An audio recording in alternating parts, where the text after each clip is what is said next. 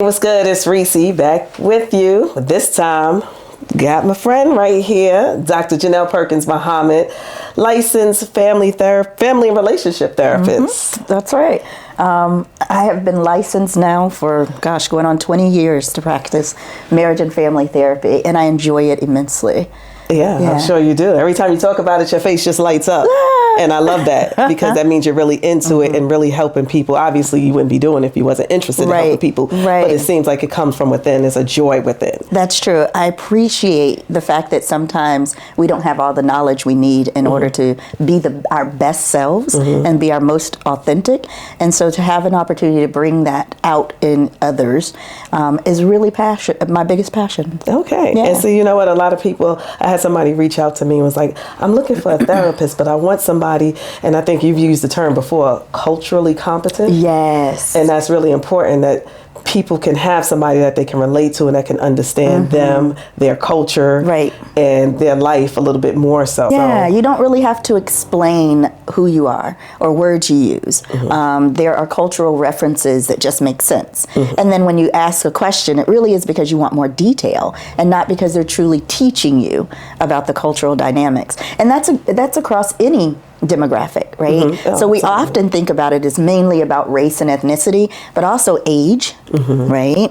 And we talk about socioeconomic status, the whole 9 yards. Okay. So cultural competence is huge. It is. And a lot of people are seeking that now. So it's good that you're here being able to do that and provide these tidbits of advice. And as we always say, if you need more intense or in-depth therapy, they can always contact you and reach you.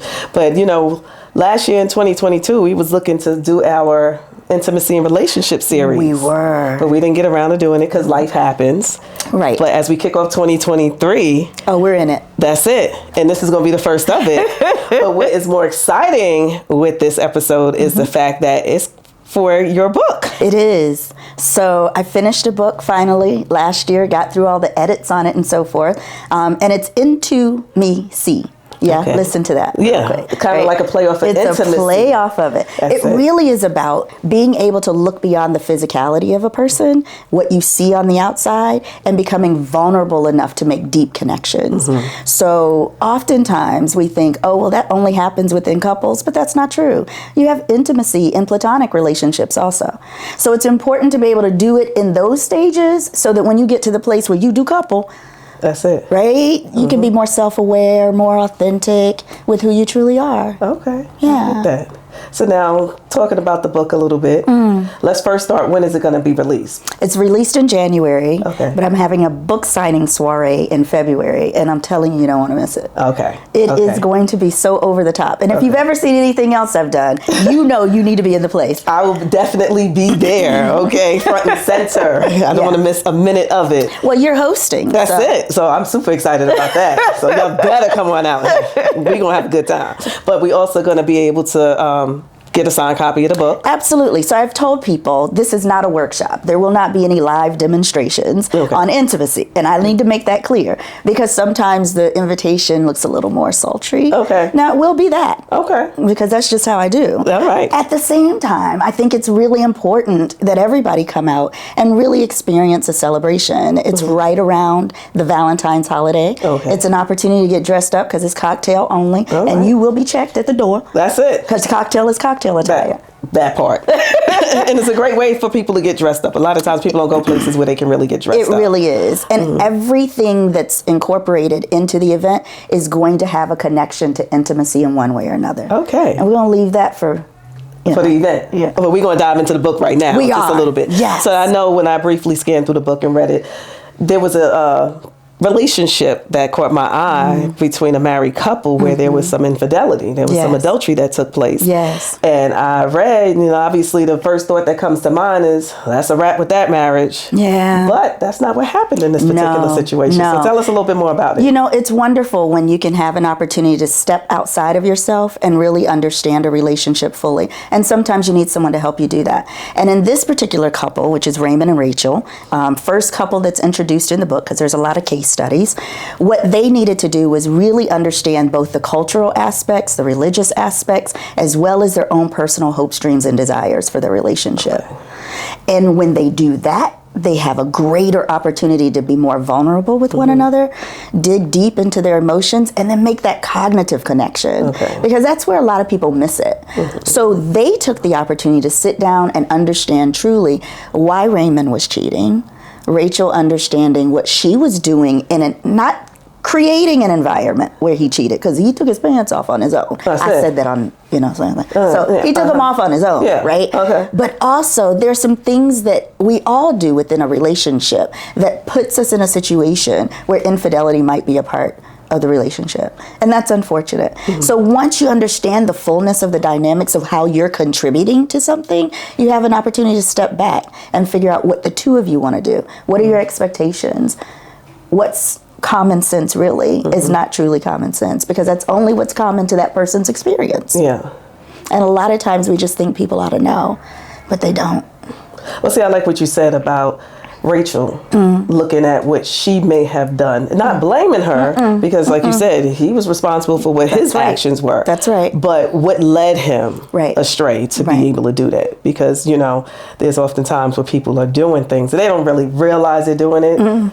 But like you said, they're not looking into themselves to see. Right. But they don't really realize how they're being with their actions and their words are projecting to the other person. So in their situation where they were able to come back together or get their marriage back in line, was they both were open into looking at the roles they each played. They both had to be open to it.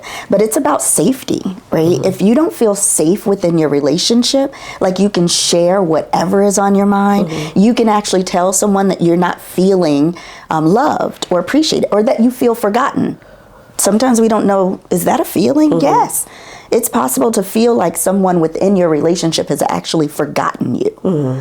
So when you understand that you're doing or saying things that create that environment, you now have an opportunity to make the changes and adjustments to it. So tell us another case study in the book that you... Oh, I'm not giving all of it away now. So they got a lot of Okay. But now in the book, you also talk about the power of... intimacy, right. What does that mean? So I think that the greatest generational wealth that we hold is emotional and mental wellness. When we give that to our generations that come behind us, we have an opportunity to see them truly connect with one another intimately. So the power in that is the fact that we now spend our money more wisely, because we're not running out here and buying things in order to fill the void of intimacy. So we spend our money more wisely. We come together in how we think about connecting within the community economically, right? We also have an opportunity then to see each other differently, because sometimes in our community, we don't like each other. And so the power in really taking the opportunity to look deeper into the person is that you really come to know them, like and love them. It's very different than what we are often taught. Okay. Yeah. Now another aspect is the essence of intimacy. What is that? Well, essence is like the aroma, the fragrance, right? So everyone sets their own. Sometimes there's a lot of guilt and shame that's wrapped up in the history of a person, so they don't even get a chance to know themselves authentically. And when you bring your authentic essence to the table, suddenly you transform and change the way you connect with one another. So the essence of intimacy is really all about digging deep, moving past the concerns and issues of our histories, and being able to be vulnerable enough to say, this is who I truly am. This is how I show up authentically. And hopefully having that be accepted. Well, see, now the title is all becoming more clear, where you playing off of the word intimacy, but it's intimacy, where people need to look into themselves. Absolutely. And I'm big on that, and especially within the last few years, because at the end of the day, we all think we perfect. We all know we got flaws, but we don't want to address or deal with our flaws. And then we don't realize sometimes how those minor, sometimes flaws, the ones that we have that we probably know we have, but we don't want to recognize that we have, does that make sense? And how it can affect the relationships that we have. And I like the fact that when people that you're spinning off of intimacy, because when people hear intimacy, they think more in the physical realm. Absolutely. They're not thinking more in the emotional, psychological, mental realm of intimacy. Yeah, and so I break it down from cognitive to emotional to spiritual before we even get to physical. Because, you know, the physical is really where we're trying to go. Yeah. At the end of the day, right? When everything else is lined up, the physical becomes really great, right? I mean, if your electricity is off, you can't be talking about, let me light some candles. That's going to make it intimate. You ain't getting none. That's it, right? So when you think about it, when it's time to talk about, well, how did you get to that space? Again, about the money, right? How did you get to that space where you're not able to pay that bill? Did we do something we didn't need to do with our finances? Because that's going to impact that intimacy. So I look at that, the cognitive, the emotional, the spiritual, before we even get to the physical. Then I talk a little bit about what I call HBNS, hot butt naked sex. Oh. Okay, wasn't expecting that, but I think I'm very intrigued by it. Okay. It's in there too. Okay. Yeah. All right. Well, so now back to Rachel and Raymond.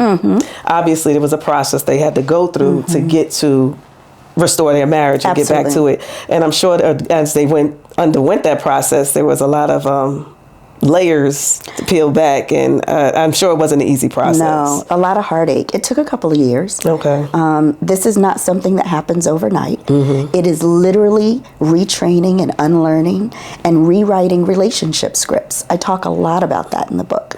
There is a process to go through in tearing apart what you learned from grandma and mom and daddy and aunties and uncles that you've watched for years have these relationships that just look good on the outside, but on the inside there's a lot more going on. So they literally had to take a few years and pull back the layers.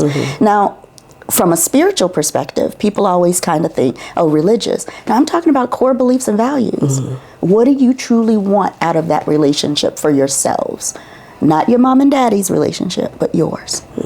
So it's important to take a deeper look at that. And that's what they were able to do. That's good. Yeah. Because when you think about infidelity and adultery in relationships, the physical aspect of it is hurtful. But trying to get past the emotional and mental aspect of it all, which I believe personally is more hurtful than the physical infidelity, because you had to have some kind of connection with this other person, and I think that hurts a lot in itself. And you have to figure out what that is, you know, where that comes from. It's one of the aspects of our lives we really don't delve into very often, the fact that we have emotions, and that even if we're making connections with other people, why are we making those particular types of connections? Where does that come from? Forgiveness. That's going to be a big part of it. And for Rachel, that was huge because she had been wounded over and over again. So in that, forgiveness has to be trust, and that has to be rebuilt. Once you've rebuilt some trust, then there's that opportunity to look for the good things. Because oftentimes we don't do that. Once we've been betrayed, that's it. We always think everything else we see from then on out is going to be exactly the same as it was before. You have to tell yourself constantly, if he says or she says, because women cheat too, that they are doing something differently, then we have to come to a place where we choose to believe and choose to trust. And if you can't get to that space, it's going to be difficult to keep the marriage together. And that's what I was thinking, because you can't say you want to do the work, get past it, and then a year, 2, 3, 4, 5 down the line, it's still there. Right. Because it's not going to It's healing from that trauma, because that is trauma. And oftentimes people don't think of it like that. But it truly is trauma. It's emotional trauma. And it's a wound. So it has to be healed in any way that you would the physical wound, right? And it takes time. Yeah. And sometimes that scab still exists emotionally, right? So when you touch it, it's possible. Yeah. So you have to have that conversation, be vulnerable enough to say, here's what I'm feeling at this moment, and this is what's happening internally, and this is why I feel this way. And then hopefully you've developed a safe space where your partner can say, how can I help you relieve that frustration or that feeling? Yeah. Because I believe if you choose to move on and move past it, you got to let it go. There's a key word there, choose. Yeah. It is a choice. It is. It is. Because when people hear infidelity and adultery, oh, I'm done, that's it. And it's not always that easy. No, and you don't have to throw away everything. You really don't. You can take the opportunity to see change and make change, right? But that means 2 people have to be willing to do it. That's it. Not just one. That's it. Okay, so into me. C. Play off of the word intimacy. Yes. The book comes out this month? January? Yes. Okay. And the release party is going to be in February 10th at Founders Hall in West Ashley at 6 p.m. All right. And it's going to be exciting. So it's going to be an event. It is an event. That's it. Not a workshop, not a class. No. It is an event. That's it. And we're going to have a lot of fun, a lot of entertainment going on. I might decide to read something here or there, but who knows? If we don't feel like it and we just want to boogie down, we'll just keep doing it. All right. Well, how can I get tickets? drjanelle.com. Okay. DRJEANNELLE. And I'll have the link for you. You could just click in and go straight to the site. Yep. And then, of course, this year we're going to get into the intimacy and relationships, intimacy and your favorite topic, which is sex. Oh, see how loud and proud she said that, y'all? And she had me nervous the last time we talked about it because she said, I'm bringing prop. I said, huh, what, prop, what? I'm saying. But hey, I'm here There's for it. a lot we don't know, so sometimes you got to see it to believe it. And you're here to show us not all of it, but some of it, because you're going to be hosting workshops as well with that. Absolutely, throughout the course of the year. Okay. Yep. And to stay up to date, once again, drjanelle.com. That's right. And we're going to be back at it real soon. So, but once again, definitely make sure you pick up the book. Well, how can they get a copy of it? Well, Amazon. Okay. It's ebook. I'm working on Audible. Yeah, you got to do that Audible now. But also at Barnes & Noble. Okay. So, and then of course I'll have copies at the book signing and so forth. Yeah, it's going to be a lot of fun. So I'm looking forward to it. I'm hosting it, so I'm looking forward to seeing you guys there. Once again, drjanelle.com to get those tickets and to links to purchase the book. I'm sure it's going to be on the website. Yes. Make it real easy for them. Okay. Well, until next time, from myself and Dr. Janelle, as always, we wish you peace and blessings.